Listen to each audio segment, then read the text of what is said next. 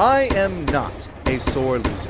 Whenever I lose something, I accept my loss and either try to better myself or move on. I am, however, a petty loser. Whenever I lose something that I know I only lost because of a fluke or some bad luck, nothing will stop me from getting my rematch and eventual victory. This brings us to today's video because recently, I lost. To give you some quick context, I am on the hunt for all of the Pokémon manholes around Japan.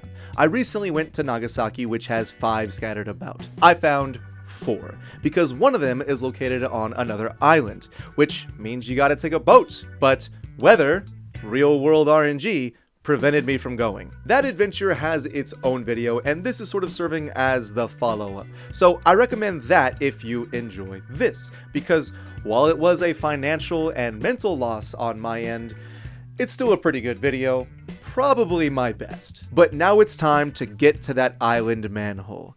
It's time to get my rematch and eventual victory with the ocean. In the original video, I was joined by Casey, my Brock. I was prepared to do this adventure alone, because asking someone to travel with you to take pictures of the ground twice in the same month is kind of ridiculous. But Casey was more than willing to come again and get that elusive manhole.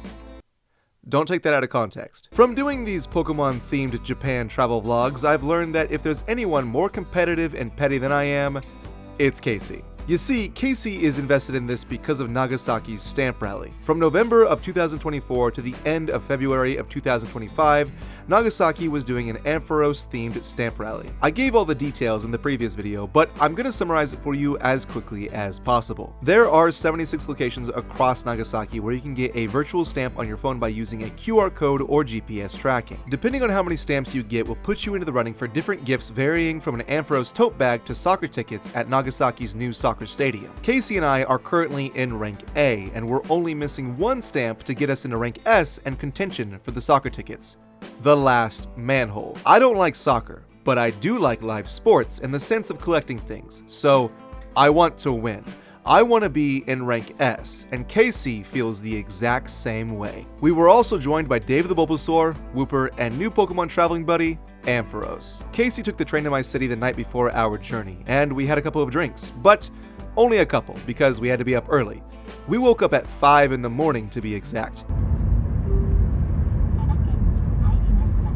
Boo! It's too early.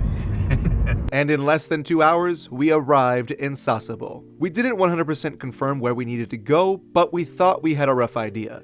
We found parking and walked to what we thought was the port. We walked into a quiet lobby with every counter shut down and not a single self-serve ticketing machine. Sometimes, for the earlier transit times, there's no staff, and we didn't take that into consideration, so panic quickly set in. And to make the situation 100 times worse, I left my pink monster alone in my car. I could only imagine how terrified it must have been. I may have needed it for its caffeine content, but it needed me for my plush lips. But alas, we couldn't go back, and we had to figure out how to deal with our boat issue. We were only 2 hours in, and we had already messed up. Or so we thought, as we just did a quick Google search and investigated a nearby map. The correct port was right around the corner. We walked there, bought our tickets, and there was no going back. Good morning, everyone. And here's today's ferry report from a ferry. This is a ferry. Ta-da. I'm fairly sure the fares were 4,240 yen for a ferry. You seem pretty proud of yourself that you came up with all of that on the spot, right? I did. Is that why you went to the bathroom? Because you were like, I need time? I gotta think about my lines here. I've been on a couple of ferries before, all in Japan. This was the first time I did it without a reservation, so we didn't have a special room or anything like that. Instead, there were lounging areas with stained carpet. There was enough space for some kids to play and for others to sprawl out and sleep. Casey and I found space away from the children and in a quiet area with a bunch of men, who I think were sailors. The ferry ride was going to be 2.5 hours, which gave us plenty of time to catch up on any lost sleep, and make a plan for what to do when we get to the island. The ferry's engine started to rumble, and we were off. We saw a couple of dolphins leaping out of the ocean, but we were too slow to get out our cameras, so just imagine dolphins hopping out of the water. This is important. And in almost no time at all, We arrived. We joked about getting off the ferry, snapping the necessary footage and pictures of the manhole, and immediately getting back on the return ferry. But I wanted to give the island a chance. If we did immediately go back, we'd be missing Goto's famous food. Unfortunately, there's not a lot of information online about what to do in this area of Goto because there's not a lot to do. I asked my coworker who's from here what's there to do, and she said nothing. She was right. I'll be honest with you, Casey. This is a very beautiful place. It's a nice, beautiful place that we're looking at over here. It is. But it feels a little bit too quiet to kiss a bro. You know, I think if you kissed a bro here, I feel like it would be kind of uncomfortable. Whale? We arrived at the port and in a matter of minutes found our 5th manhole. Nice. Oh, that's cool. What season would you say this is? It looks summer. It looks like summer. That makes sense. This manhole featured Nagasaki future support Pokemon Ampharos and Palafin. It also has Wailmer and Wailord silhouetted in the background, which we will not be talking about why. Please don't make me talk about Goto and its history with whales. I think Palafin is featured because there's a chance you'll see dolphins on your way here, just like we did. I promise. There are dolphins in the Nagasaki area, so it makes sense, but I can't seem to find any information about Goto and dolphins specifically. Goto does have a history with whales, which I will not be talking about, so stop nagging me about it. I also can't find any information on superheroes or manga artists from Goto, so I don't know why it's to Palafin and not Finizen. I mentioned this season because fellow Pokelid YouTuber, Pokemon Lid Adventures, points out in a few of his videos that the manholes have seasons they're associated with. I think it's obvious that not all lids have a season on them, but Olmuda and Unzin's did, so I was looking to see if this one did as well. If it did, I think the flower, which is likely a Camellia japonica, dictates that it's a spring manhole. There are windmills right here, and we immediately found windmills nearby, which made me kind of happy. Not as happy as when I see a boat or a bridge, so don't even think about calling me a windmill boy. And yeah, this is the kind of energy you're gonna get from me when I lack my sweet pink nectar. What the hell am I doing? Alright, Casey. Get the stamp. Get us into that S rank. Got it. We've done it. Oh, we've done it. Okay. And next? Congratulations. S rank. Dude. We've done it. Now there's a couple more places we can go to right now and get more. Are you serious? And just like that, we had done it. We collected all 5 Ampharos manholes, ensuring that we were entered to potentially get soccer tickets. Now, all there was left to do was take our victory lap. Our 6-hour victory lap, which brought us to probably the highlight of our trip to Goto, the food.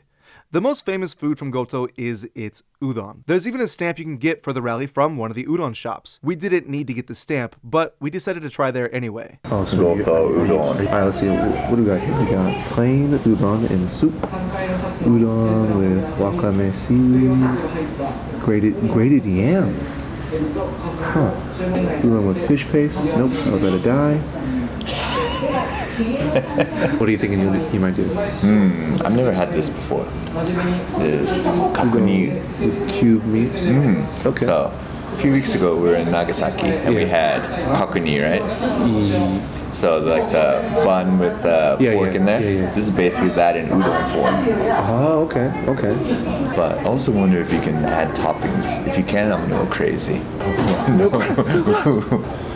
That looks fantastic. I should have done the egg too.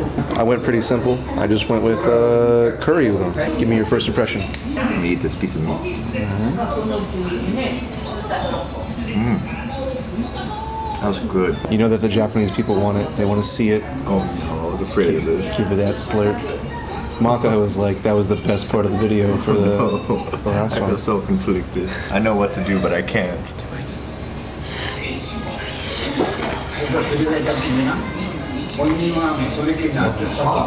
How long have you been in Japan? How long have you been in Japan? Long enough that I should know how to slurp. Let's get a good shot of that thin noodle. We need something to compare it to, like banana or I don't know. This looks amazing. This smells amazing. Let's get a curry shot. Should I mix it up and then go in? Or should I go? I would try a virgin noodle as much as possible. Yeah, there we go.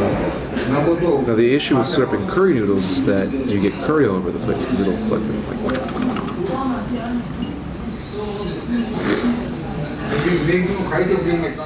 My image of udon is a thicker noodle, much thicker than ramen. But this was about half the thickness of a regular udon noodle, and it was also really long and stretchy. Also, the fact that it was sort of inconsistent and flat in certain parts told me it was likely made by hand. This was pretty good.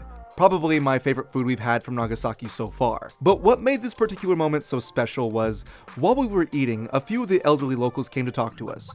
I've mentioned it before, but Casey and I are pretty good at Japanese. The dialect that people spoke on Goto was so much different from anything we had ever heard before, and it threw us off. We recognized the questions they were asking, but the way that they ended their sentences was so different, and it almost sounded like a completely different language. That we just got berated by the people behind us. Yeah, they were like, "Why are you here?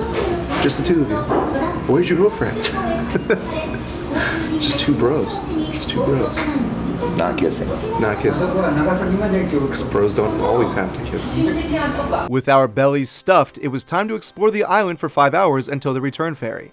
Once again, the stamps from the rally sort of served as our guide. I don't want to bore you with all the details, so here are the highlights of our 5-hour trek. First, we found a shrine that was made to pray to stop people from drowning. It was one of the most unique shrines I've ever been to because its entryway had giant whale bones sticking out of the ground, which we won't get into why it's whale bones, so why do you keep bringing whales up? After this, we walked 30 minutes to Hamagurihama Beach. It was amazing. This beach is gorgeous, except for all the litter, and it was about this time I realized the stamp rally was poorly timed. Omuda is famous for its spring cherry blossoms, and Shinkamikoto is well known for its beautiful beaches. So why was the stamp rally in fall and winter? They really expected people to come all the way out to Shinkamikoto? I mean, we did. But shut up! Then it started to rain because, of course it did. It was only a light sprinkle, so we walked another 30 minutes to a church, because the Goto Islands are kind of famous for being one of the places where Christianity first appeared in Japan. There are a multitude of churches around the islands, so I felt like I should highlight them. Unfortunately for us, the church we went to was open, but we weren't really allowed to step inside. There's a famous church we could have gone to, but it's on the other side of the island, and going there would mean we wouldn't have gotten to see the beautiful winter beach. And lastly, we went to a museum about Goto and its history with whaling. And I'm not gonna talk about it. Stop asking me to talk about it, for the love of God. Right before we were set to depart, it stopped raining momentarily, so I wanted to get more footage of the manhole. But as soon as we stepped outside, it started to rain again. Because of course it did. How many steps did we take today, Casey? About 20,000 steps. About 20,000 steps. So it has been an exhausting day, genuinely exhausting, and it's because of one fucking manhole. This manhole, arguably in the least bro-kissable area that we've been to so far. All for one manhole. This is all for one manhole. 20,000 steps. And yeah, that was it. Our time on Goto was physically exhausting, but it was also relaxing in a sense.